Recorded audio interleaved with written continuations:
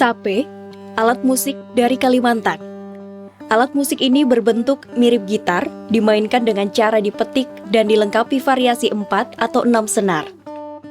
Di badannya terdapat ukiran khas suku Dayak dan tidak jarang mengandung pesan yang coba disebarkan ke generasi selanjutnya.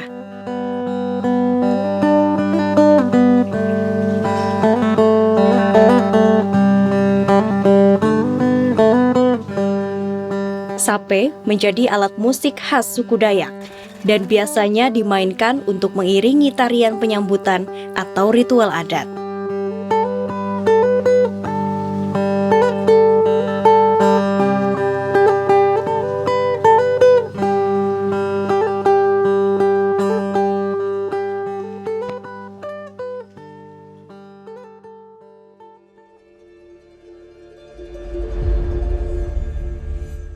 Walau tidak terancam secara nyata, eksistensi sape cukup dikhawatirkan seiring dengan semakin hilangnya kawasan hutan, khususnya di Kalimantan.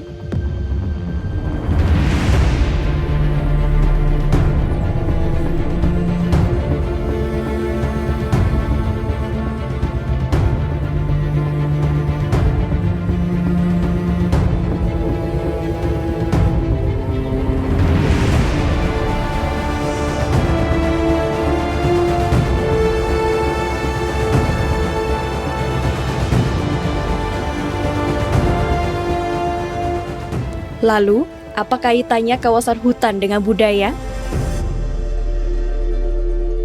Di Kalimantan Tengah, beberapa mantir adat sudah lupa dengan mantra mereka saat akan melakukan ritual. Hal ini disebabkan sudah tidak ada hutan yang biasa dipakai untuk ritual. Saya jadi mantir adat, kadang-kadang tuh saya tuh lupa, soalnya kan nggak fokus. Kadang-kadang timbul adatnya, kadang-kadang hilang. Jadi itu, kalau terus-terusan kita tuh budaya adat tuh, berarti kita ingat dengan menentukan jalur tujuan tuh kan. Karena ini banyak hilang ya adatnya. Ada sebab atau ada kondisi di mana karya seni itu diciptakan. Nah, kalau kita lihat misalnya sekarang yang paling banyak dihajar oleh korporasi kan adalah masyarakat di sekitar hutan ya, apapun itu ya, mulai dari perkebunan, pertambangan, PSN, food estate, dan kalau misalnya teman-teman nanti bisa mencari misalnya berapa data statistiknya lebih detail, maka kita bisa membayangkan sebanyak itulah kekayaan kebudayaan kita akan hilang. Dan itu pasti hilang karena nilai-nilai dari karya itu pasti akan selalu berhubungan dengan konteks ruang hidup di mana mereka beraktivitas. Wawasan itu juga dipahami oleh Belai, perempuan diaspora keturunan Dayak yang melestarikan sape beriringan dengan edukasi pentingnya menjaga hutan. Kalau mungkin sekilas kita ngomongin soal lingkungan dan juga budaya terlihat nggak ada gitu ya koneksi. Tapi semakin banyak saya kenal dengan masyarakat lokal dan adat di Kalimantan, semakin saya sadar kalau budaya dan hutan adalah dua hal yang tidak bisa dipisahkan gitu. Jadi untuk banyak sekali masyarakat adat terutama yang memang memiliki tradisi, budaya mereka itu sangat berpusat kepada hutan. Nah, kalau misalnya masuk ke pelestarian sape sendiri, secara tidak kasat mata itu kan berkaitan gitu ya, baik tradisi kita menari, bermanik, tato atau bermain sape itu pasti terkait dengan eksistensi hutan gitu, karena memang itu semua berkaitan dengan bagaimana kita bisa hidup seimbang dengan alam dan menikmati apa yang alam berikan ke kita. Jadi kita nggak bisa melihat itu sebagai satu hal yang berbeda antara faktor-faktor material, faktor-faktor produksi, faktor-faktor bagaimana cara mereka memenuhi kebutuhan hidupnya, itulah juga yang kemudian menentukan bagaimana kebudayaan terbentuk, dan sekaligus bagaimana kemudian kebudayaan juga akan mempengaruhi berlanjutan cara mereka menentukan cara hidupnya. Itu bukan hubungan, tapi menurut saya itu memang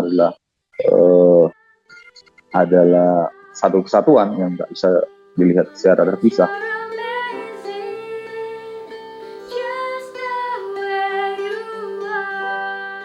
Kalau mungkin salah satu lagu yang saya pelajari dan saya sendiri maknai itu ada namanya Leleng Utan Along. Jadi lagu itu menceritakan tentang seorang anak muda namanya Utan Along, perempuan muda, dan dia perempuan Dayak yang waktu itu dipaksa untuk menikah. Tetapi karena dia tidak mau dan dia tidak bahagia, akhirnya dia memutuskan untuk kabur dan lari ke hutan gitu. Dan di hutan itu dia berleleng gitu, mundar-mandir jalan gitu. Tetapi katanya ketika dia berada di hutan, di situ dia menemukan peace of mind gitu. Dia menemukan ketenangan, dia bisa berpikir lebih jernih, dan akhirnya dari situ dia bisa menentukan gitu pilihan hidup berikutnya gimana. Dan itu karena keberadaan hutan yang menenangkan dia. Jadi mungkin itu salah satu lagu yang artinya mencerminkan hubungan antara manusia dengan hutan yang sebenarnya itu harus dirawat gitu. Aku khawatir ya sekarang banyak lagu-lagu tradisional, bukan lagu-lagu tradisional yang komersil ya. Kan di lagu-lagu atau di karya-karya mereka itu kan sebenarnya adalah pesan-pesan yang kemudian disampaikan, pesan-pesan untuk sosial, pesan-pesan untuk bagaimana melanjutkan ruang, berlanjutan lingkungan. Itu menjadi medium untuk mentransfer pengetahuan kepada generasi berikutnya. Nah, problemnya adalah itu ketika itu juga medium itu udah tidak ada lagi, artinya juga kesadaran generasi yang akan datang juga mereka juga tidak akan punya pemahaman tentang itu.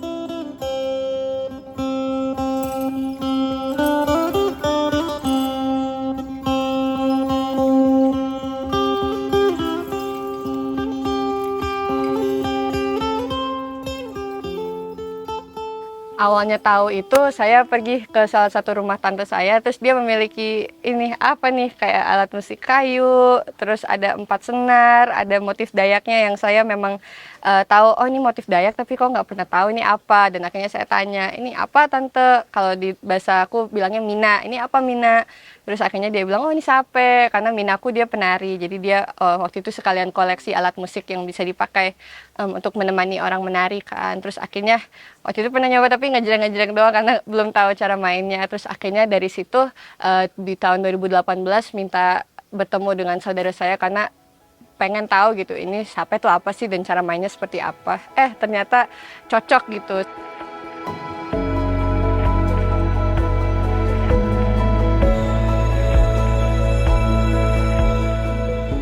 Sebagai diaspora, Belai menghadapi berbagai tantangan dalam upayanya mempelajari dan melestarikan sape.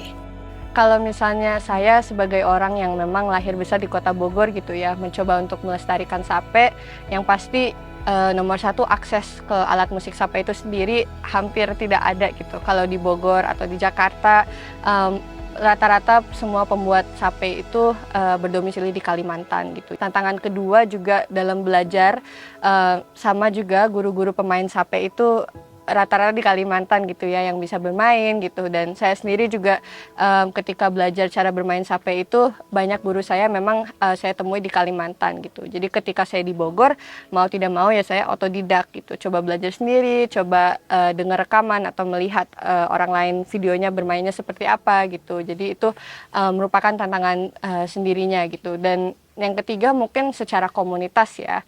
Kalau saya karena memang pernah tinggal bersama masyarakat lokal dan adat di Kalimantan, saya merasakan gimana sih hidup di komunitas yang memiliki budaya yang sama gitu. Saya merasa terdukung, saya merasa kita memiliki ketertarikan yang sama gitu dan apresiasi budaya yang sama.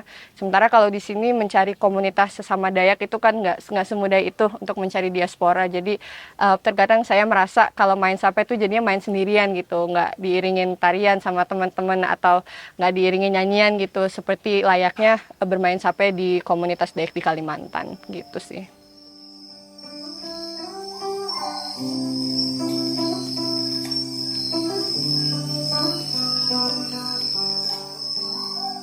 Untuk memperkenalkan sape lebih luas, Belai sering tampil di beberapa acara. Lagu yang dimainkan tak hanya tradisional, tak jarang Belai berkolaborasi dengan alat musik lainnya dan memainkan lagu modern. Saya kalau misalnya bermain sape itu mungkin panggungnya tidak banyak gitu ya, tapi di mana saya punya kesempatan, baik itu sekecil-kecilnya audiensnya itu saya tetap berusaha untuk melestarikan dan memainkan sape gitu. Karena menurut saya yang lebih penting adalah ada satu orang aja gitu yang setiap harinya tahu gitu tentang sape. Saya sendiri keturunan suku Dayak Ngaju dan Dayak Paanyan, makanya di sini saya akan memainkan salah satu alat musik tradisional dari Kalimantan yaitu sape. Setelah memperkenalkan sape dan menyanyikan leleng Utan Along, Belay menyanyikan lagu milik Bruno Mars yang berjudul Just the Way You Are, berkolaborasi dengan keyboard dan saksofon.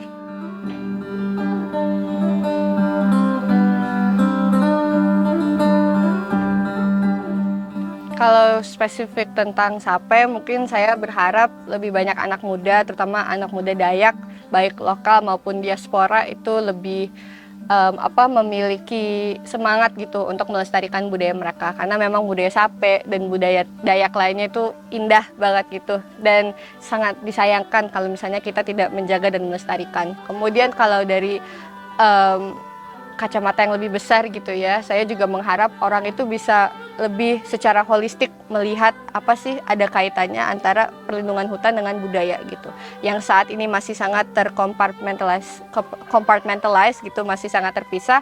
Seharusnya kita melihat sebagai satu kesatuan, jadi orang tidak lagi memisahkan perlindungan hutan dengan budaya dan masyarakat lokal, karena memang itu satu kesatuan gitu yang harus kita jaga bersama-sama.